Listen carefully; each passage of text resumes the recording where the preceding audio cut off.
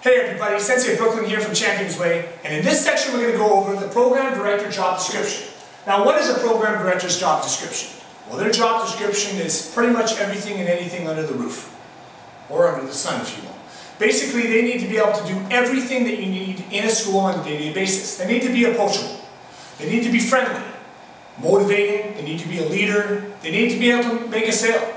They need to be able to go out, take someone off the street, bring them in and make them feel comfortable. Right then and there on the spot. There's so many things that a program director needs to do on a daily basis. It takes a lot of hours, a lot of dedication, lack of sleep, and a lot of discipline. But if you really love your job and you really care about people more than you care about yourself, then a program director role is really good for you. So what we're going to do now is we're going to go over a couple of the job description duties of a program director on a daily basis. Now this is only a tip of the iceberg. Because as I said, the program director's role is really essential within a school.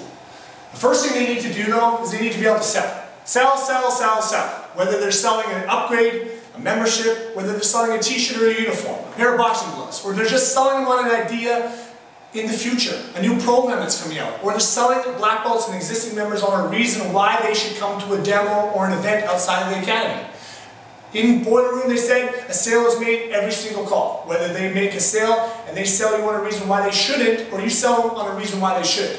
That's the same thing in a martial arts school. Either you get sold on a reason why they shouldn't join your class, or they shouldn't buy sparring gear, or they shouldn't buy a new uniform, or you sell them on a reason they should. Next, oversee the front desk administrator. The program director and the front desk administrator work very close together. Because when the program director is off doing program director things, the front desk administrator is that frontline defense that is allowed to get all that information or collect data for the program director in their absence. Next thing is to manage all the Facebook and Twitter accounts. They need to do this on a day-to-day basis. Consistent, regular posts of quality content. Again, if they can't get to it because they're doing intro lessons, or doing meetings with the teachers, or doing meetings with other instructors, or maybe they're doing meetings with the student or the parents, maybe they're doing renewals, maybe they're doing upgrades, maybe they're doing delinquent calls, maybe they're just out to lunch. Then the front desk administrator would come in and take over those accounts for them in their absence. Doing all lessons. Anyone that comes in and wants to do a lesson before they go on the mat is a program director's job. You want to make a list of all your 246 calls on a daily basis. Remember, the 246 calls are information gathering calls. This is for you to get more information about the student within the first 6 weeks so that you can make their first time experience that much more enjoyable. Get them to their first belt, keep them motivated, and keep them going. Again, it's very important to have a system set in place that will give you these 246 calls on a daily basis so you don't have to spend time going to find these for you. The next thing is review all your reports every single Monday. Every Monday when you have your meeting with your staff, make sure you go over all the reports from the last week. Make sure you know exactly what's going on with all your sales, your renewals, and all your students that were supposed to come in for intro lessons but didn't make it in. That brings you over to prospecting. Okay? You need to be creative with your prospecting. And the way that we prospect today in 2011 is completely different than the way we used to prospect back in 2010. Back in 2010, we used to rely on word of mouth, going out in the community, handing out flyers, going out and doing demos. Our web page was a huge one. Word of mouth referrals. Okay, but now we have social media. Okay, we also have buddy day events. We also have birthday party leads. We also have web leads. We have external events. We have Facebook. We have Twitter. We have all the social media channels. These are great ways for us to prospect. We also want to make sure we do our DNS calls every week. These are the people that did not show for the lessons that they had booked the week prior. You want to make sure that you call them back in, find out why they didn't come, and book them in for another lesson this week. Student relations. This one I feel is a very, very big role of the program director. It requires you on a day-to-day basis, be in touch, be sociable with that student. Make sure you know what's going on in their life. If you don't know what's going on in their life, you won't come across like you care, and they won't want to put their time into you when they could be other places elsewhere with other people that show more attention. Cross-promoting. This is a very important part of a program director's role, is to cross-promote with the local businesses in the area, to try and get more leads and get your information out to the community. Network with your local schools. Do demos, do different workshops, elementary schools, private schools, colleges, high schools. You know, all these different types of schools out there, you want to get in there as much as you can so that you have all the leads that they have in there that you can touch base with. Next thing you want to do is make sure you improve all your skills. Phone skills, email skills, sales skills, leadership skills. You know, your skills that you need to have on a day-to-day basis to lead other people, to allow people to follow you in order to do your job as well. The next thing you want to do is consistently educate yourself every single day. Whether you're educating yourself on new sales techniques, whether you're educating yourself on personal skills, character development skills, whether you're educating yourself on communication skills or leadership skills as well, so you can lead more people to success as you've led yourself to success. Remember, seeing is believing. Next thing you want to do is get all the parents involved. Get those parents into classes. Have mom and dad come in and do classes with the kids every once in a while. Or even just have special group family classes that they can come and be involved. Because when you get the family involved together, family that kicks together sticks together. Remember that.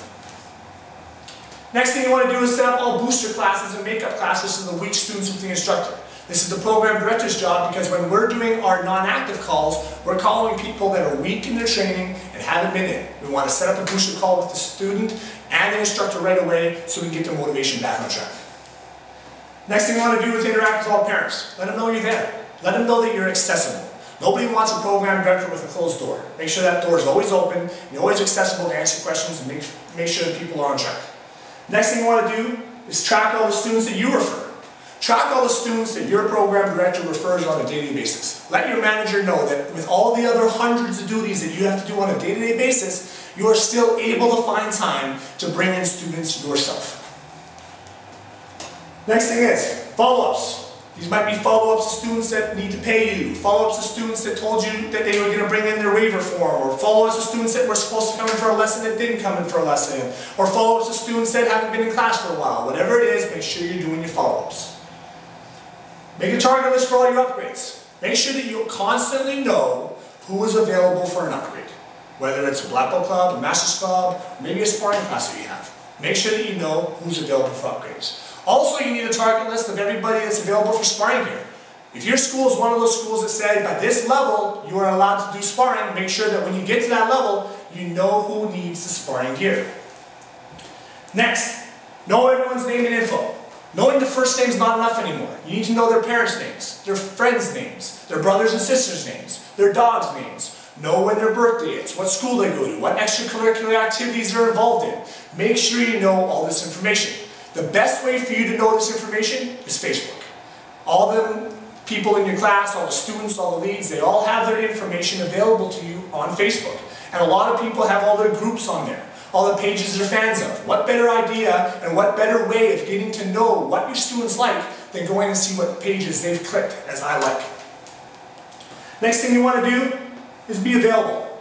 Again, like I said, nobody likes a program director that has a closed door. Adapt. Martial arts schools and martial arts businesses are ever changing every single day. They're evolving every single day of the week, and with this social media coming out and changing the way that we do business, you need to be able to adapt. If you can't adapt, you can be lost in the dust. Last but not least, be social.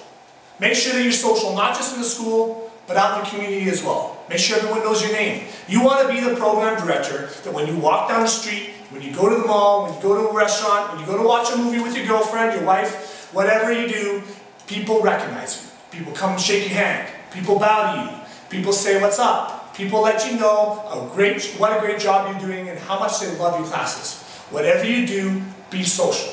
And at the end of the day, make sure you have a software program set in place to try and give you all of this information.